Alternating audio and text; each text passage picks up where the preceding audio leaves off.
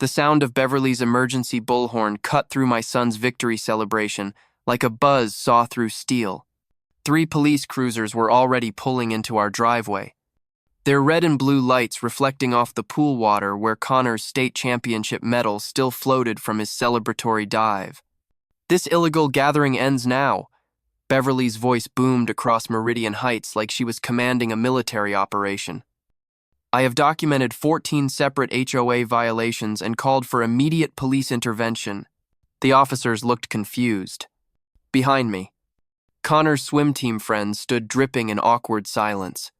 And from the Martinez family's back door, a woman in scrubs quietly stepped onto their deck, phone already raised and recording. What Beverly didn't know was that Dr. Sarah Chen wasn't just our pediatric surgeon neighbor, and the illegal gathering she was trying to shut down was about to become the biggest political scandal in our county's history. If you've ever dealt with a neighborhood power tripper who thought they could destroy your family with a clipboard and a badge, drop a comment about your craziest HOA story, because what happened next involves federal investigations, buried government contracts, and a revenge plot so perfectly executed that it made national news. By the time this is over, Beverly's going to wish she'd never heard the name Donovan. The construction expertise she tried to weaponize against us, that was going to become her downfall. And the simple pool party she reported to police was actually evidence gathering for a federal case that had been building for months. My name is Marcus Donovan, and I've spent 20 years building things that last. Military bases, federal courthouses, maximum security facilities, projects where getting the codes wrong isn't just expensive, it's dangerous. When my wife Emma died in that car accident 2 years ago, Connor and I needed a fresh start somewhere with good schools and safe neighborhoods. Meridian Heights seemed perfect. Manicured lawns, architectural standards that actually meant something, and an HOA that supposedly maintained property values through reasonable community guidelines. The kind of place where a teenager could focus on swimming championships instead of worrying about his dad falling apart. But what I didn't realize was that Beverly Whitfield had been watching our house from the day we moved in. Not just casual neighbor curiosity, systematic surveillance. Every delivery truck, every contractor visit. Every time Connor practiced in our pool past 7 p.m., she was building a file on our family with the dedication of someone planning a military campaign. Beverly Whitfield ran Meridian Heights HOA like a corporate boardroom, complete with quarterly violation reports, architectural, compliance audit, and what she called community enhancement initiatives. She'd been HOA president for 6 years, ever since moving here from some failed business venture that nobody talked about. The woman had transformed neighborhood management into performance art, color-coded violation notices, laminated reference guides for acceptable mailbox styles, and a 3-strike system that could force homeowners into costly arbitration. She treated our community like her personal kingdom, and the rest of us were subjects who needed constant correction. But Beverly's obsession with our family felt different, personal.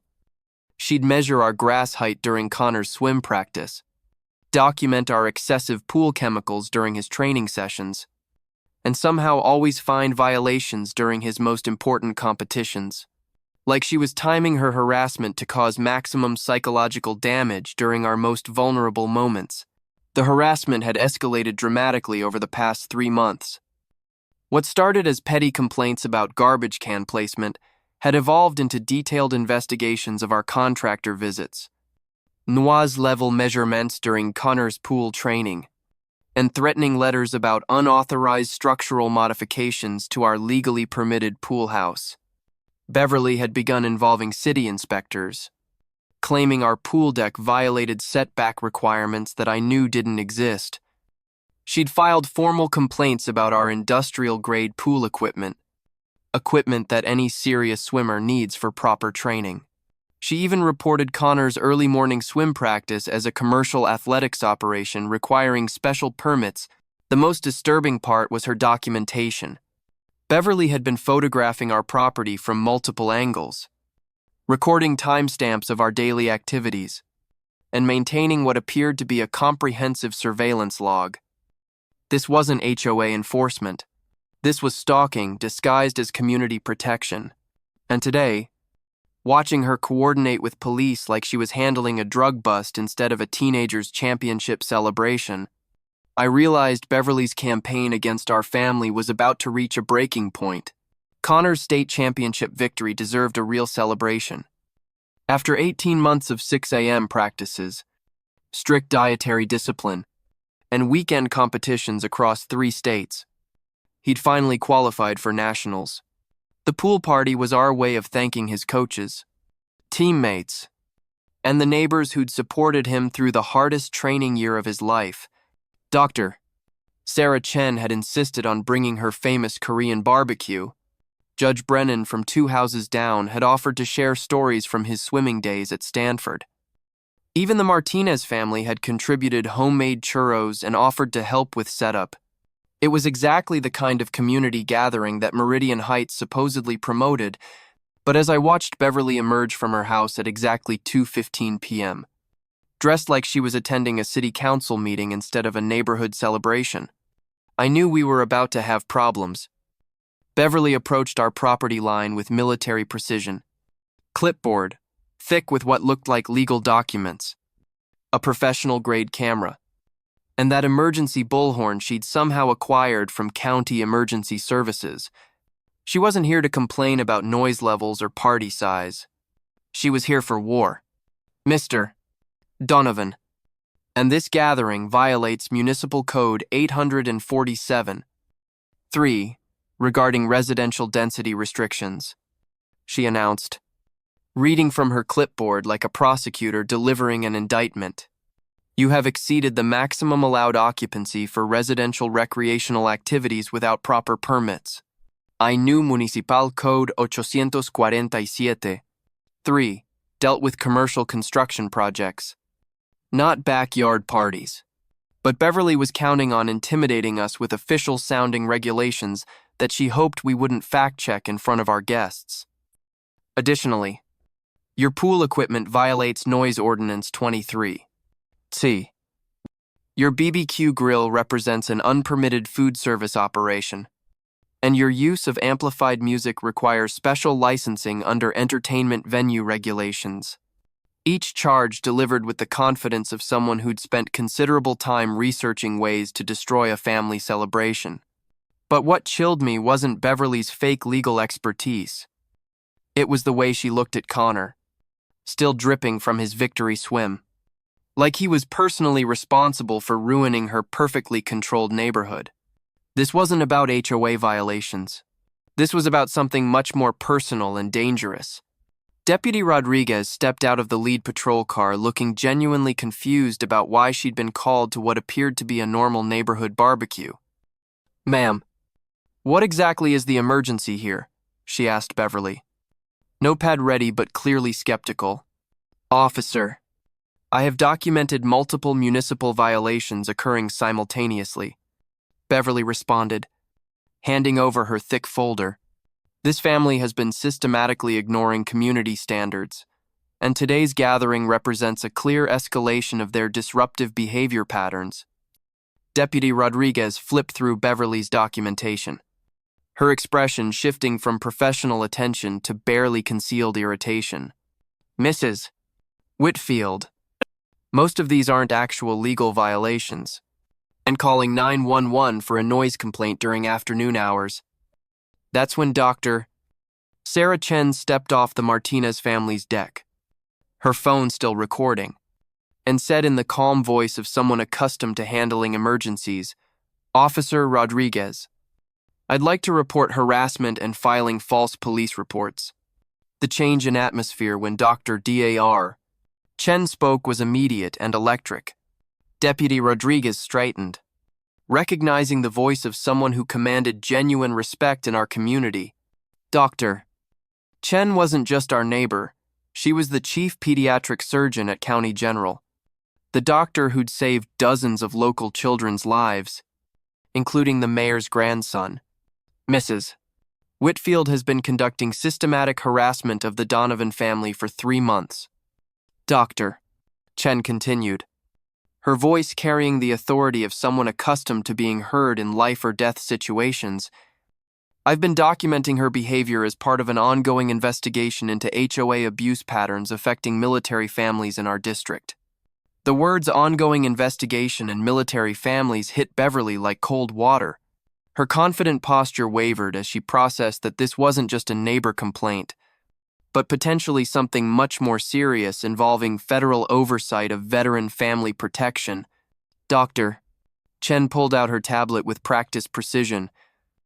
Officer Rodriguez, I have 17 recorded incidents of Mrs. Whitfield targeting this family with fabricated violations, coordinated harassment during important family events, and what appears to be unauthorized surveillance of their daily activities. That's when I realized Dr. Chen knew things about my background that I'd never shared with neighbors, things that weren't in public records or casual conversation, things that suggested someone had been researching my military construction experience and the classified projects I'd worked on during my 15 years in Army Corps of Engineers. Mr. Donovan's expertise in federal security infrastructure made him a person of interest for community protection agencies. Dr. Chen explained to Deputy Rodriguez. His family was specifically approved for residency in Meridian Heights due to his clearance level and ongoing consultation work with sensitive government facilities. Beverly's face went pale as she processed this information. The simple construction worker she'd been harassing for months was actually a federal security contractor with military clearance and government protection status. The pool deck she'd been complaining about was built to federal security standards.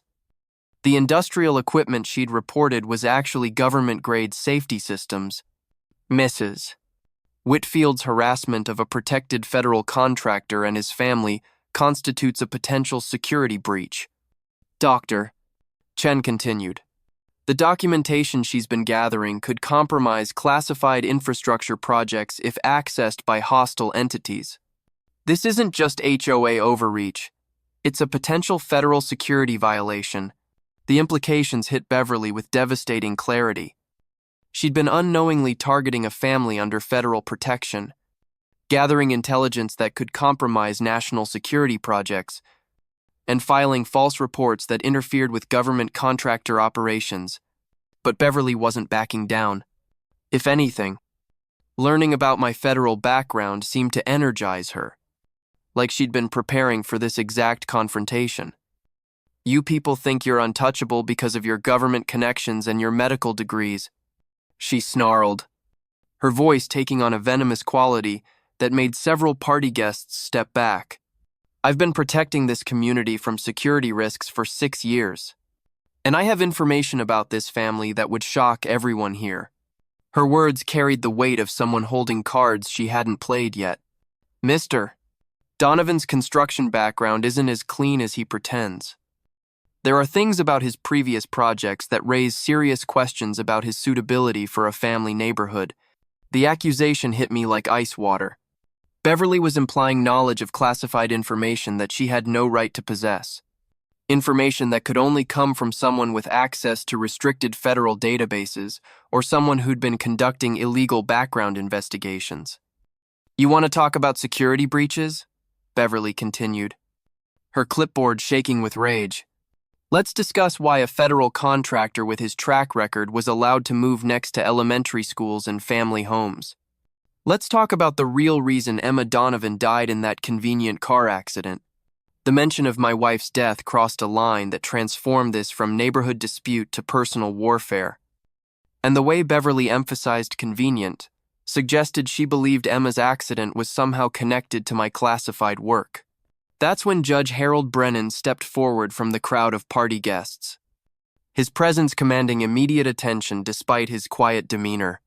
At 72, Harold had spent 30 years as a federal district judge, handling cases involving national security, government contractors, and federal law enforcement. His reputation for fairness was legendary, but his knowledge of federal procedure was encyclopedic. Mrs. Whitfield, I've been listening to your accusations with great interest, he said, his voice carrying the calm authority of someone who'd presided over federal trials for decades, particularly your claims about accessing information regarding Mr. Donovan's classified work history and your speculation about his wife's death. Beverly's confident attack posture wavered as she recognized the judge. Everyone in the county knew Harold Brennan. His opinions had been cited in Supreme Court cases. His integrity was unquestioned, and his appearance at our pool party wasn't coincidental. Your Honor, I was simply expressing concerns about community safety. Beverly managed, but her voice lacked its previous conviction. Mrs. Whitfield, accessing classified contractor information without authorization is a federal felony, Judge Brennan replied, suggesting that a military spouse's death was connected to classified government work could constitute conspiracy to spread disinformation affecting national security operations. These aren't community safety concerns. They're potential federal crimes. Dr. Chen nodded to Judge Brennan with the efficiency of people who'd been coordinating this operation for months. Harold, I think it's time to reveal the scope of our investigation. Judge Brennan pulled out his phone and made a call that chilled everyone present. Agent Morrison, this is Judge Brennan. Operation Clearwater is moving to active phase. Please proceed with warrants and federal response team deployment.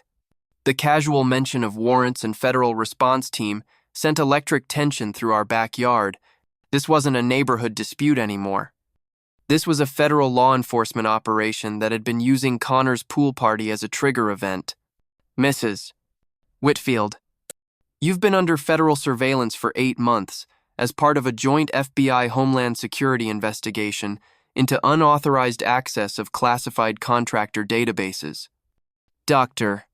Chan explained, your systematic targeting of military families, your knowledge of classified project details, and your access to restricted federal information suggested either a security breach or domestic espionage operations. Beverly's face cycled through confusion, panic, and desperate calculation as she processed that the pool party harassment was actually the culmination of a months-long federal sting operation designed to get her to reveal her information sources and criminal methods.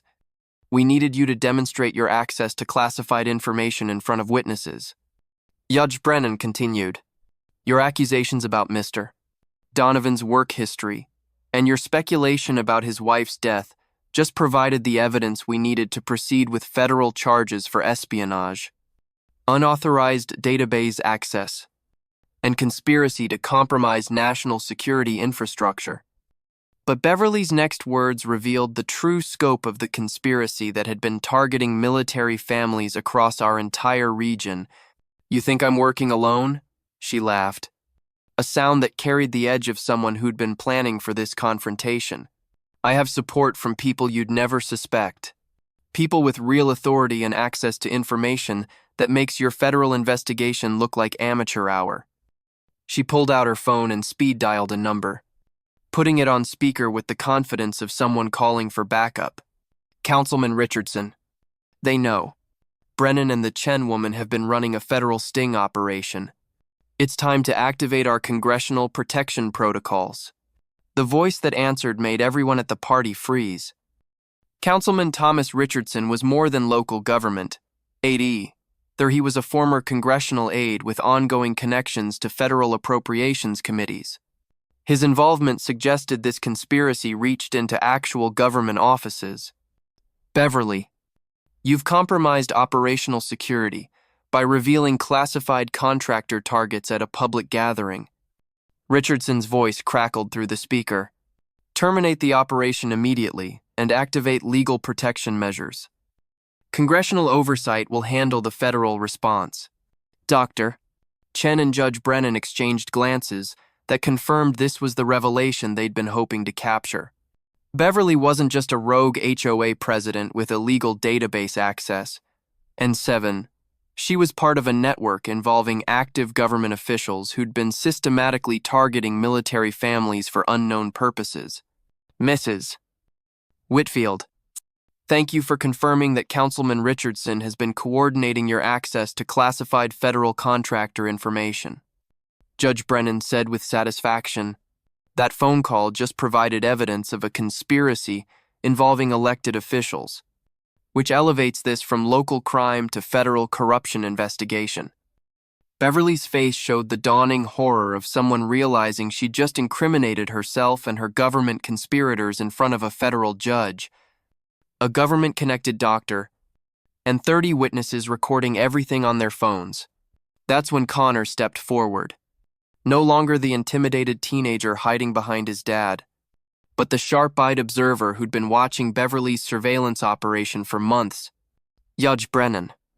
I documented everything she did. Every time she measured our fence, every photo she took, every conversation she had on her phone about our family. My son pulled out his phone with the confidence of someone who'd been gathering evidence with purpose and precision. Mrs. Beverly talks really loud when she's angry. I recorded 17 phone calls where she discussed our family's classified work history with someone named Richardson. She knows things about Dad's military projects that aren't in public records. Judge Brennan knelt to Connor's level, recognizing testimony from an unexpectedly credible witness. Son, can you show me these recordings? Connor nodded, scrolling through carefully labeled audio files. She said Dad worked on underground government facilities that could be security vulnerabilities if foreign agents knew about them. She said our family was a target for intelligence gathering because of Dad's clearance level, and Mom's accident might not have been random. The revelation that my 16-year-old son had been conducting his own surveillance operation, gathering evidence of Beverly's conspiracy, while I thought he was just focused on swimming, was both pride-inducing and terrifying. Dr. Chen's expression shifted to something darker as Connor played Beverly's recorded conversations. Marcus, there's something about Emma's accident that you need to hear. Something the federal investigation uncovered that we weren't authorized to share until we had proof of the conspiracy. She pulled out a thick federal folder marked with classifications I recognized from my military days. Emma's car accident wasn't random.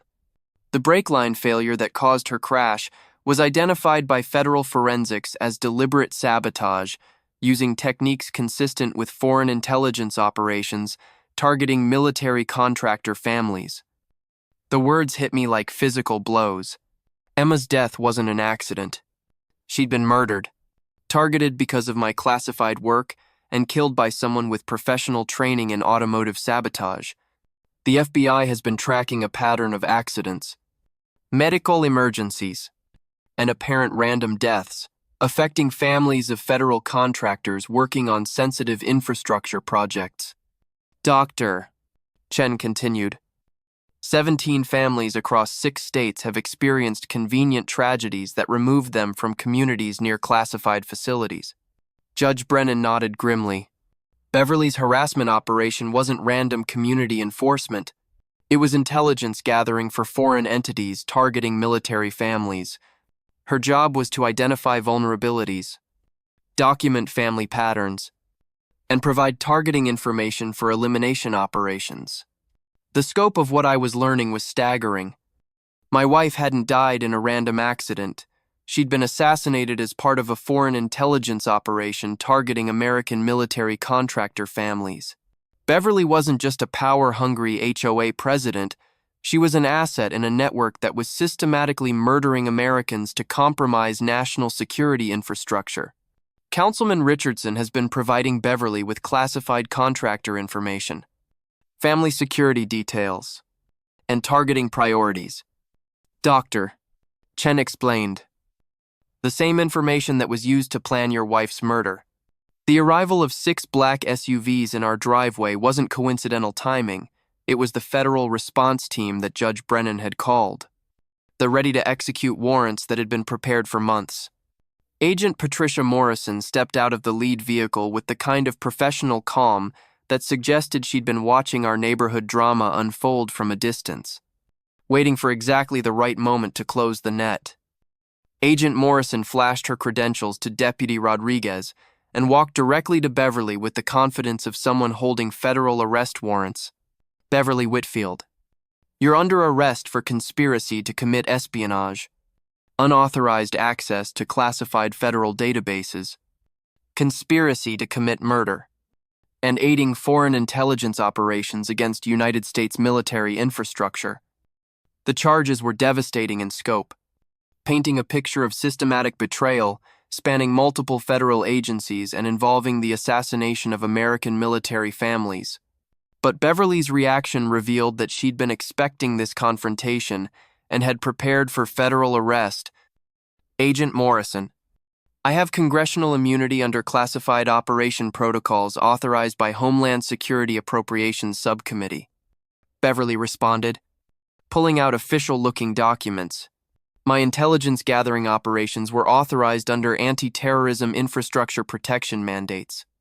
The claim of congressional immunity sent a visible chill through the federal agents, suggesting Beverly's conspiracy reached into legitimate government operations that had been corrupted for foreign intelligence purposes. Agent Morrison examined Beverly's documents with professional skepticism. Mrs. Whitfield, these authorizations were issued by officials under federal investigation for selling classified information to foreign entities. Your parliamentary immunity was revoked when Councilman Richardson's treason charges were filed this morning. The revelation that Richardson had already been charged with treason transformed Beverly's confident legal position into desperate isolation. Her government protection had evaporated while she'd been harassing us at the pool party. Additionally, your phone call with Richardson 15 minutes ago provided evidence of ongoing conspiracy with a suspected foreign asset.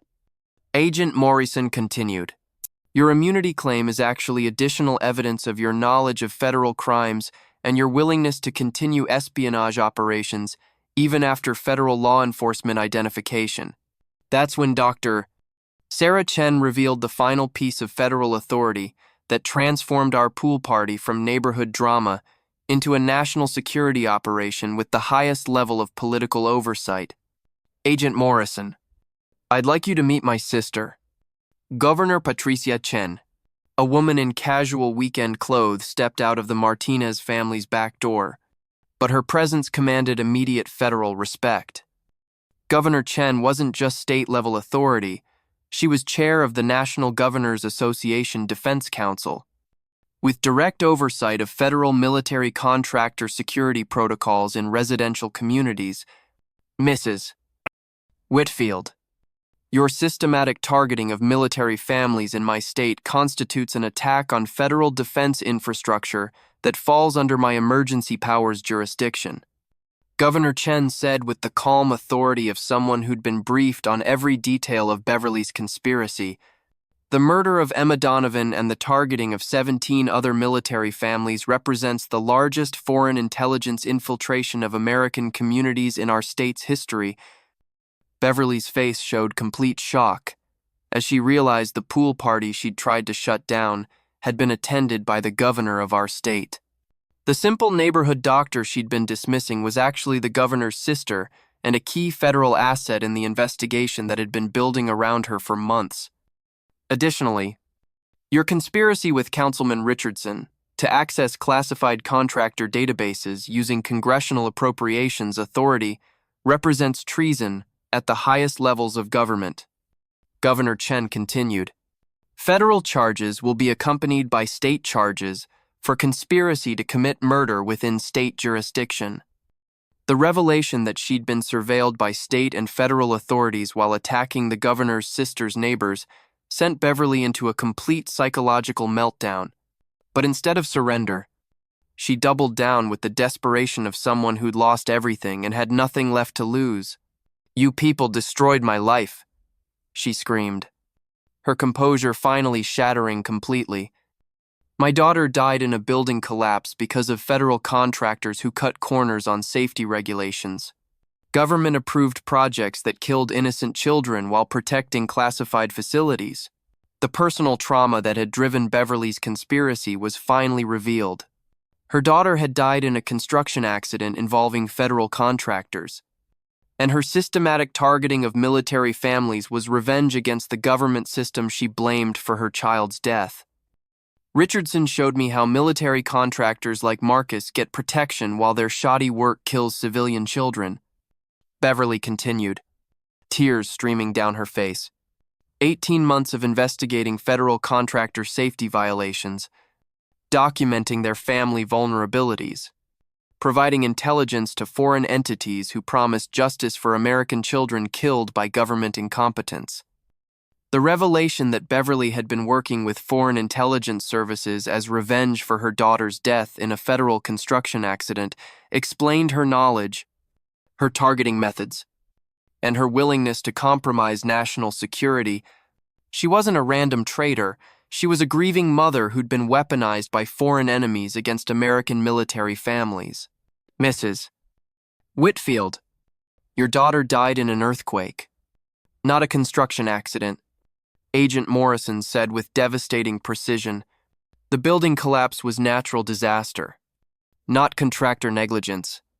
Richardson used your grief to recruit you for espionage operations against families who had nothing to do with your daughter's death. The truth hit Beverly like physical violence. Her entire campaign against military families had been based on lies fed to her by a congressional traitor who'd manipulated her maternal grief for foreign intelligence purposes. Agent Morrison's radio crackled with updates from coordinated federal operations happening simultaneously across our district. Morrison, this is Agent Davis. Councilman Richardson has been arrested at his congressional office. We have secured his federal databases, classified contractor files, and communication records with foreign entities. The systematic dismantling of the conspiracy was happening in real time, with federal teams executing warrants against Richardson's government offices, while we stood in my backyard watching Beverly's psychological collapse. Beverly's arrest was swift and professionally executed, with Agent Morrison reading federal charges that carried potential life sentences for espionage and conspiracy to commit murder. But watching her breakdown, seeing the genuine grief and manipulation that had led to her betrayal of American families, was more tragic than satisfying. The federal investigation revealed that 17 families in Meridian Heights had been targeted for surveillance, harassment, and potential elimination as part of Richardson's espionage network. The community we'd thought was safe and protective had been systematically compromised by foreign intelligence operations disguised as HOA enforcement. 6 months later, the full scope of Operation Clearwater's success became clear through federal prosecutions that dismantled an entire network of congressional traitors and foreign intelligence assets. Richardson received life in federal prison for treason, with additional convictions for murder, conspiracy, and systematic betrayal of American defense infrastructure. Beverly's case was more complex, involving extensive psychiatric evaluation and ultimately a federal conviction that recognized her manipulation by government traitors while holding her accountable for her choices. She received 25 years in federal prison, with mandatory psychiatric treatment and restitution to affected families. Today, Connor is 18, headed to Stanford on a full swimming scholarship, and working part-time with federal youth programs that teach teenagers how to recognize and report suspicious surveillance activities in their communities. His evidence gathering during Beverly's harassment had impressed federal investigators enough to offer him summer internships with Homeland Security. The house that Beverly once surveilled obsessively has been purchased by a young military family with twins who love swimming in our pool. The community that was once infiltrated by foreign intelligence operations has become a model for federal contractor, family protection, and community security awareness. Sometimes the people who claim to protect our communities are the ones we need protection from most. Beverly believed she was seeking justice for her daughter's death, but she was actually betraying the very families she should have been protecting. If you've ever felt like someone was watching your family too closely, documenting your activities for unclear purposes, or using authority to target you personally, trust your instincts. Community protection comes from neighbors who support each other, not from those who seek to control and eliminate. But share your story if you've ever exposed someone who was pretending to protect your community while actually threatening it. Because justice isn't just about individual revenge, it's about protecting all the families who come after us. Until next time, keep watching for the truth. It has a way of surfacing when the stakes are highest.